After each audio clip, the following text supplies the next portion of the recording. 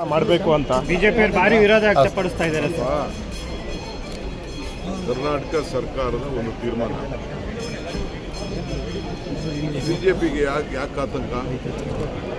ಸ್ಥಳೀಯ ಸಂಸ್ಥೆ ಚುನಾವಣೆ ನಡೆಸಲು ಸರ್ಕಾರಕ್ಕೆ ಅವಕಾಶ ಇದೆ. ಕಾನೂನಲ್ಲೇ ಇದೆ, ಅವರೇ ಮಾಡಿದಂಥ ಕಾನೂನಿದೆ. ನಾನು ಕೊಡ್ತೀನಿ ನಿಮ್ಗೆ, ಅವ್ರು ಮಾಡಿದಂಥ ಕಾನೂನು, ಅವರ ಅವಧಿಯಲ್ಲೇ ಮಾಡಿದಂಥ ಕಾನೂನು. ಐದರ್ ಬ್ಯಾಲೆಟ್ ಆರ್ EVM ಅಂತ ಇದೆ. ಸೊ ನಾವು ಸ್ಥಳೀಯ ಸಂಸ್ಥೆಗಳ ಚುನಾವಣೆ ಸಂದರ್ಭದಲ್ಲಿ ನಾವು ಮಾಡಬೇಕು ಅಂತೇಳಿ ನಮ್ಮ ಸರ್ಕಾರ ತೀರ್ಮಾನ ಮಾಡಿದೆ. ನಿಮ್ಗೆ ಯಾಕೆ ಗಾಬರಿ ಯಾಕೆ ನಿಮಗೆ ಅಂದರೆ ನಿಮಗೆಲ್ಲೋ ಕಳ್ಳನ ಮನಸ್ಸು ಉಳ್ಳುಳಿಗೆ ಅಂದಂಗೆ ಎಲ್ಲ ನೋಡ್ಕೊಳ್ತಾ ಇದ್ದೀರ. ನಾವು ಬೇರೆ ಎಲ್ಲ ಇನ್ವೆಸ್ಟಿಗೇಷನ್ ಮಾಡಿದ್ದೀವಿ, ಪಾರ್ಲಿಮೆಂಟ್ ಎಲೆಕ್ಷನ್ಸ್ ಎಲ್ಲ ಇನ್ವೆಸ್ಟಿಗೇಷನ್ ಮಾಡಿದ್ವಿ. ಈಗ ಅದ್ರ ಬಗ್ಗೆ ನಾವು ಚರ್ಚೆ ಮಾಡ್ತೀವಿ.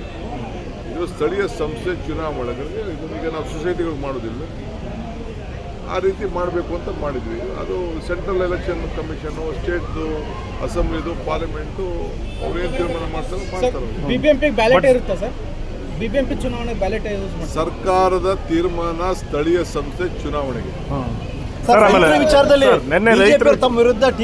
ನಿನ್ನೆ ರೈತರ ವಿಚಾರದಲ್ಲಿ ನೀವು ಸ್ವಲ್ಪ ಜೋರಾಗಿ ಮಾತಾಡಿದ್ರಿ ಅಂತ. ಅವರು ನಮ್ಮ ಜನ, ನಮ್ಮ ರೈತರು, ನಮ್ಮ ಊರವರು, ನನಗೆ ಹಕ್ಕಿದೆ.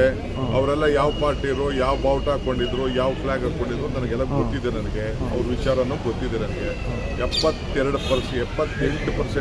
82% ಜನ ಈಗಾಗಲೇ ಆ ಜಮೀನನ್ನು ನಮ್ದೇನು ಅಬ್ಜೆಕ್ಷನ್ ಇಲ್ಲ ಅಂತ ಕೊಟ್ಟಿದ್ದಾರೆ. 18% ವಿರೋಧ ಮಾಡ್ತಾ ಇದ್ದಾರೆ. ಒಳ್ಳೆ ರೇಟನ್ನು ಕೊಟ್ಟಿದ್ದೀನಿ. ನಾನು ಜಾಸ್ತಿ ಯಾಕೆ ಕೊಡೋಕ್ಕಾಗಲ್ಲ ಅಂತಂದರೆ ಇಡೀ ದೇಶಕ್ಕೆ, ರಾಜ್ಯಕ್ಕೆ ಮಾದರಿ ಮಾಡಬೇಕಾಗ್ತದೆ. ಇದು ಅವರು ಯಾರು ಈಗ ಡ್ರಾಪ್ ಮಾಡಬೇಕಾದ್ರೆ ಕುಮಾರಸ್ವಾಮಿ ಅವರೇ ಮಾಡ್ಬೋದಾಯ್ತಲ್ಲ, ಯಡಿಯೂರಪ್ಪನವ್ರು ಮಾಡ್ಬೋದಾಯ್ತಲ್ಲ, ಯಾಕೆ ಅವ್ರು ಮಾಡಲಿಲ್ಲ? ಇದು ನಾನೆಲ್ಲ ನೋಟಿಫೈ ಮಾಡಿದ್ದು, ಅವ್ರು ಮಾಡಿದ್ದು. ಈಗ ನೈಸ್ತು ಅಷ್ಟೇ. ಯಾವ ಕಾರಣಕ್ಕೂ ಸುಪ್ರೀಂ ಕೋರ್ಟು ಫೈನಲ್ ಡಿಸಿಷನ್ ಆಗಂಟ 1 ಎಕರೆ ಕೂಡ ನಾವು ಮಾಡೋಕ್ಕಾಗಲ್ಲ. ಕೋರ್ಟಿಂದ ಏನು ಬೇಕಾದ್ರೂ ಮಾಡ್ಕೊಂಡು ಬರಲಿ, ಅದು ಬೇರೆ ವಿಚಾರ. ನಾವಂತೂ ನಮ್ಮ ಸರ್ಕಾರದಲ್ಲಿ ನಾವು ಮಾಡೋಕ್ಕಾಗಲ್ಲ ಸರ್. ಆಮೇಲೆ ತಮ್ಮ ಬೆಂಬಲಿಗರ ಮೇಲೆ ಇರ್ತಕ್ಕಂಥ ಕೇಸುಗಳು ವಾಪಸ್ ಆಗಿದೆ. ಚಿತ್ತಾಪುರದಲ್ಲಿ ಕೂಡ ಕೇಸುಗಳನ್ನ ವಾಪಸ್ ತಗೊಂಡು ಬೇಕಾದಷ್ಟು ಕೇಸರಿ ನಾವು BJP-ಅವ್ರ ಮೇಲೆ ವಿಡ್ರಾ ಮಾಡಿದ್ದೀವಿ, ಕಾಂಗ್ರೆಸ್ ಅವ್ರ ಮೇಲೆ ವಿಡ್ರಾ ಮಾಡಿದ್ದೀವಿ. ಬೇಕು ಅಂತ ಆಗ ನಾನು ಇಡಿಗೆ ಹೋದಂಥ ಸಂದರ್ಭದಲ್ಲಿ ನಮ್ಮ ಕಾರ್ಯಕರ್ತರು ಯಾರೂ ಏನು ಮಾಡಲಿಲ್ಲ. ಕೆಲವು ಕೇಸ್ಗಳನ್ನೆಲ್ಲ ದಬಾವಣೆ ಮೇಲೆ BJP-ಅವ್ರು ಹಾಕ್ಸಿದ್ರು. ಅದನ್ನು ಖಂಡಿತ ನಾನೇ ಹೇಳಿದ್ದೀನಿ. ಎಷ್ಟೋ ಈಗ ಕೋವಿಡ್ ಸಂದರ್ಭದಲ್ಲಿ ನನ್ನ ಮೇಲೂ ಕೇಸ್ ಹಾಕಿದ್ರು BJP-ಅವರು. ಚೀಫ್ ಮಿನಿಸ್ಟರ್ ಮೇಲೆ ಕೇಸ್ ಹಾಕಿದ್ದಾರೆ.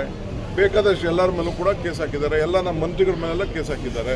ನಾವು ನೋಡ್ಕೊಂಡು ಕೂತ್ಕೋಬೇಕಾ? ಬೇಕಾದಷ್ಟು ಪ್ರತಿಭಟನೆ ಮಾಡಿದ್ದಾರೆ. ರೈತರಿಗೋಸ್ಕರ ಮಾಡಿದ್ದಾರೆ, ಭಾಷೆಗೋಸ್ಕರ ಮಾಡಿದ್ದಾರೆ, ನ್ಯಾಯಕ್ಕೋಸ್ಕರ ಮಾಡಿದ್ದಾರೆ. ಇವತ್ತು ಯಾರೋ ನಾನು ಈಗ ಇಡಿ ಕೇಸು ನನ್ನ ಮೇಲೆ ವಜಾ ಆಯಿತು. ಇಡಿ ಕೇಸ್ ಇದ್ದಿದ್ದು ನಾನು ಯಾವ ಕೇಸಿಗೆ ಬಂಧನ ಆಗಿದೆ, ಅದು ನಮ್ಮ ಹೈಕೋರ್ಟಲ್ಲಿ, ಸುಪ್ರೀಂ ಕೋರ್ಟಲ್ಲಿ ನನಗೆ ವಜಾ ಆಯಿತು. ನನಗೆ ನ್ಯಾಯ ಕೊಡೋರು ಯಾರು? ಕೆಲವೆಲ್ಲ ಮಾತಾಡ್ತಿದ್ರಲ್ಲ, ಇಡಿಗಿಂದ ಈಚೆ ಬಂದ ತಕ್ಷಣ ಏನು ಭವ್ಯವಾದ ಸ್ವಾಗತ ಸಿಕ್ಕು ಅಂತ ಎಲ್ಲ ಭಾಳ ದೊಡ್ಡ ಚಿಂತನಕಾರರು, ರಾಜಕೀಯದವರೆಲ್ಲ ಇದ್ರ ಮಾಡ್ತಿದ್ರಲ್ಲ. ನನ್ನ ವಜಾ ಮಾಡಿದಾಗ ಯಾಕೆ ಅವ್ರು ಅಭಿನಂದಿಸಲಿಲ್ಲ? ಸೊ ನಾನೀಗ ಬೇಡ, ಚರ್ಚೆ ಜಾಸ್ತಿ ಬೇಡ. ನಮ್ಮ ಸರ್ಕಾರ ಇದು ಒಂದೇ ಕೇಸಲ್ಲ, ಇಲ್ಲಿವರೆಗೂ ಸುಮಾರು 100 ಕೇಸ್ಗಳನ್ನು ವಿಡ್ರಾ ಮಾಡಿದ್ದೀವಿ. ಎಲ್ಲ ಪಾರ್ಟಿಯವ್ರದ್ದು ವಿಡ್ರಾ ಮಾಡಿದ್ದೀವಿ. BJP-ಅವ್ರ ಮನವಿನೂ ಗಮನದಲ್ಲಿ ಇಟ್ಕೊಂಡು ವಿಡ್ರಾ ಮಾಡಿದ್ದೀವಿ. ರೈತ ಸಂಘದವ್ರದ್ದು ವಿಡ್ರಾ ಮಾಡಿದ್ದೀವಿ. ಚಳವಳಿಗಾರರದ್ದು ವಿಡ್ರಾ ಮಾಡಿದ್ದೀವಿ. ಸರ್ ನಿನ್ನೆ ಅಮಿತ್ ಶಾ ಅವರನ್ನ ಸ್ವಾಮೀಜಿಗಳು ಹೋಗಿ ಭೇಟಿ ಮಾಡಿದ್ದಾರೆ ಸರ್. ಕೇಂದ್ರ ಸರ್ಕಾರ GST ಕಡಿತ ಮಾಡಿ. ಹೆಚ್ಚಿನ ವಿಡಿಯೋಗಳಿಗೆ ಪ್ರತಿಧ್ವನಿ ಯೂಟ್ಯೂಬ್ ಚಾನೆಲ್ ಸಬ್ಸ್ಕ್ರೈಬ್ ಮಾಡಿ, ಬೆಲ್ ಐಕಾನ್ ಕ್ಲಿಕ್ ಮಾಡಿ.